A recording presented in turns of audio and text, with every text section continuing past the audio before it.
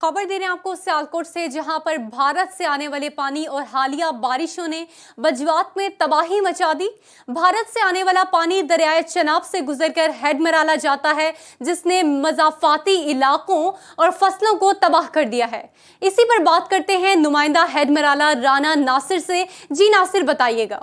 बिल्कुल, इस वक्त मैं मौजूद हूँ दरियाए तवी के किनारे पर। इलाका बजवात 86 गाँव पर मुश्तमिल बहुत बड़ा यह कस्बा है। और दरियाए चनाब और दरियाए तवी से आने वाला पानी बजवात में से ही गुजर कर हेडमराला में जाता है। और हालिया दिन में जो बारिशें हुई हैं, बाहर की जानिब से पानी का बहुत बड़ा जो रेला छोड़ा गया, उसने इलाका बजवात की करोड़ों रुपए की अराजी को मलिया मिट कर दिया है। लोगों की ज़मीनें पानी ने अपने साथ बहा कर ले गया। अभी भी लोगों की ज़मीनों को ऊपर से ये पानी गुजर रहा है। और साथ में जो दफाई बंद बनाए गए थे, बड़ी बड़ी ठोकरें पत्थरों की बनाई गई थी, ताकि लोगों की ज़मीनें और लोगों की आबादी जो है इसे महफूज रखी जा सके पानी से। लेकिन पानी की मिकदार और रफ्तार इस कदर ज़्यादा थी कि उसने ना तो लोगों की ज़मीनें छोड़ी और ना ही दफाई बंद जो छोड़े। बड़े बड़े शिगाब पड़ चुके हैं बंद के ऊपर भी, और जो ठोकरें बनाई गई थी सारे पत्थर पानी अपने साथ बहा कर ले गया है। और बड़े बड़े जो दरख्त यहाँ पे मौजूद थे, उनको भी पानी अपनी नज़र कर चुका है। अभी महकमा इरिगेशन से अपील की जाती है फिल फोर ये दफाई बंद की मरम्मत की जाए, ताकि अगर दोबारा से बारिश की जाने से पानी छोड़ा जाता है और इलाका बजवात को उससे महफूज रखा जा सके। और साथ में लोगों की जो करोड़ों रुपए की अराजी है, वो भी पानी से